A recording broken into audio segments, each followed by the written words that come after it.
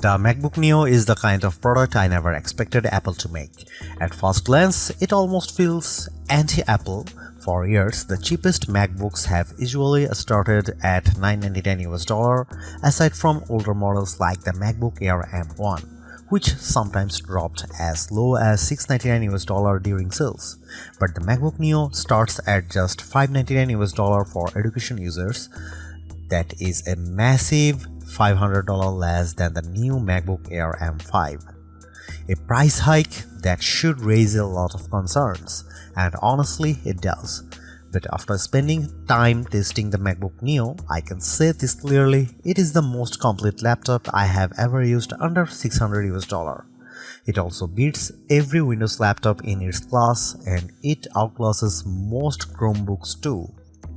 For $599 you get a strong aluminum body, a bright and colorful 500 nit display, and a surprisingly fast A18 Pro chip that handles everyday tasks with ease. Web browsing, video playback, casual gaming, and day-to-day productivity all feel smooth. On top of that, the side speakers are far better than you would expect at this price. So what did Apple have to cut to make this happen? Where does the MacBook Neo stand in larger laptop market? And is it actually the right choice for you? Here is my full MacBook Neo review with the real pros and cons laid out clearly. The MacBook Neo is one of Apple's most interesting launches in years, and it arrives at an important time. With rising electronics costs, global memory shortages, traffics, and a general increase in living expenses, people are being forced to think harder before buying a new laptop. Apple is usually seen as a premium company that only makes expensive devices. That reputation is not entirely fair because products like Mac Mini M4 are among the best value computers you can buy. Still, the MacBook Neo is different. This is Apple entering the budget and mid-range laptop space in a serious way for the first time. That market is normally dominated by low-cost Chromebooks and affordable Windows 11 laptops, and now Apple is stepping into that fight on its own terms. And Apple is being very clear about one thing. The MacBook Neo is affordable, but it is not cheap in the bad sense. It is not a stripped down, weak or unpleasant MacBook. You still get a solid aluminum laptop that looks and feels premium, now available in 4 fresh colors that bring back some of the fun Apple used to have with its product lineup. You also get a bright and sharp Retina display with a 2408 by 1506 resolution, which is much better than the 1080p screens that are still common in this price range. The built-in speakers sound excellent, the 1080p webcam makes video calls look clean and sharp, and best of all, the MacBook Neo runs full macOS. That means you can run almost any Mac app you want. The only real concern is 8GB of unified memory, which can limit performance when you push multiple apps at once. Even so, for everyday tasks, I had no major problems using the machine, and that makes it especially appealing for students. The biggest surprise is still at the price. At $599, it is extremely hard to find a Windows laptop or Chromebook that matches the MacBook Neo in build quality, display quality, and overall performance. For students, the price can drop even further to $499, and at that point, it becomes a very easy recommendation. That said, there are compromises. The keyboard has no backlight, which makes it harder to use in dark rooms, and the 2 USB-C ports use older USB 3 and USB 2 technology instead of faster modern standards. Even with those compromises, Apple has made what is easily the best budget laptop you can buy in 2026. It may not be the absolute cheapest laptop available, but it is absolutely worth paying a little more for this level of polish and consistency.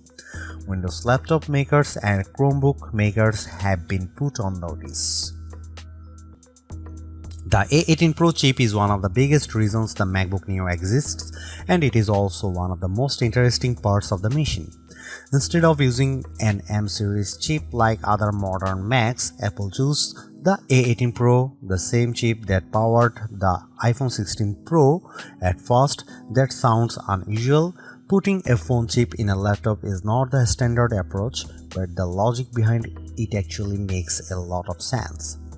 Apple has far more experience designing mobile chips than computer chips, and its high-end iPhone silicon is now extremely powerful in a low-cost laptop that may be smarter than using a weak traditional laptop chip that struggles to keep up. By using an older iPhone chip, Apple lowers the cost without sacrificing too much real-world performance. So why not use an older M chip like the M1? Apple says the A18 Pro has a 16-core neural engine that is better suited for on-device AI tasks, including Apple Intelligent features inside macOS. The M1 is not as capable in that area, and the A18 also benefits from faster memory that makes this choice look a lot more strategic than strange. And because the A18 Pro is still a 64-bit ARM-based chip, the MacBook Neo runs full macOS, not a restricted mobile operating system. You are not stuck with iPhone apps. You can run standard Mac software just like you would on a MacBook Air, MacBook Pro, Mac Mini, or Mac Studio. macOS runs well on the Neo, and although it is not as snappy as my MacBook Pro, it still feels impressive for the price. For the best experience though, you should keep expectations realistic and stick mainly to lighter apps. I used built-in tools like GarageBand and Keynote, and both run smoothly. That is the kind of workload this laptop handles best. You can still go beyond that. I installed Steam, which requires Rosetta on non-Intel hardware, and it worked. That shows how open the MacBook Neo is compared with Chromebooks, which are still far more limited in the apps they can run. Some budget Windows laptops also ship with Windows 11 in S mode, which is basically a locked down version of Windows that awkward app restrictions. The MacBook Neo avoids all of that. In practical terms, this makes the Neo much more flexible than a Chromebook or a Windows S Mode laptop. It is also more useful than an iPad Pro in some ways, even though the iPad Pro may be more powerful on paper. The reason is simple: the Neo runs full Mac software, not iPad OS apps. Apple's ecosystem features also work here. You can mirror your iPhone, drag and drop files, make calls, send messages, share your clipboard, and use an iPad as a secondary display. I tested it with the latest M5 iPad Pro, and the setup worked extremely well. That is important because it means the MacBook Neo does not feel like a second-class Mac. You still get the same broad Apple experience as you do on more expensive models, and that is a huge win for a lower cost device. The limits are really about hardware, not software. If you want to do heavy 3D work, advanced video editing, or large creative projects, the MacBook Neo is going to struggle. It is not built for those jobs. The biggest concern is the 8GB of unified memory. That is enough for basic use, but it is not generous by modern standards. And because the memory is unified, it is shared between the system and graphics, which makes multitasking tighter than it would be on a laptop with more memory. During my testing with Safari, Keynote, GarageBand, and a Steam download, all active memory uses climb to around 6.48 GB to 7 GB. That is dangerously close to the ceiling.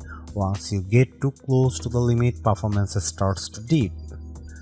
There is also no upgrade path for memory, and you cannot just open the laptop and add more yourself. That means the 8GB configuration is something you have to live with for the lifetime of the device. For most students or casual users, that may be fine as long as they keep their workload light.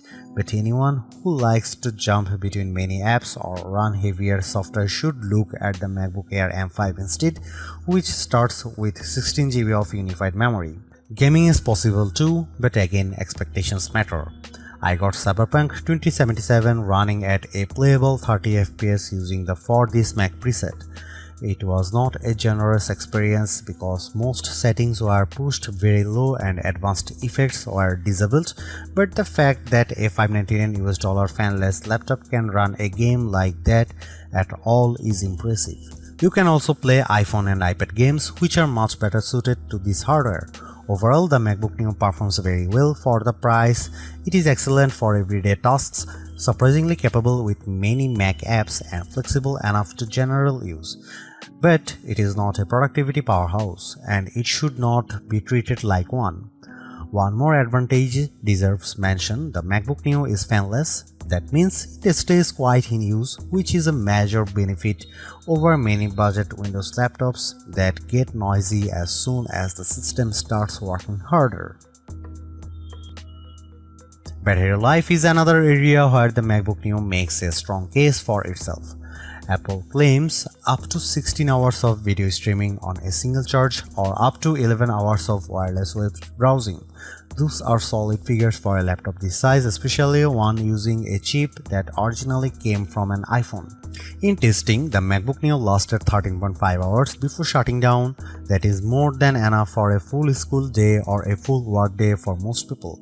It may not beat the longest lasting Chromebooks, but it is still excellent. That makes it a great option for students who do not want to spend the day searching for a charger. And when it is time to recharge, the included 20-watt adapter gets the job done quickly unless you are in the UK or EU, where no charger is included. The MacBook Neo is the best budget laptop you can buy right now. It is true that Neo sits at the upper end of what many people would call budget, but the gap in quality between this and most Windows laptops or Chromebooks at the same price is huge. The design is premium, the display is excellent, the speakers are surprisingly strong, and the performance is more than good enough for day-to-day work. What impresses me most is that Apple did not cripple macOS just to hit a lower price.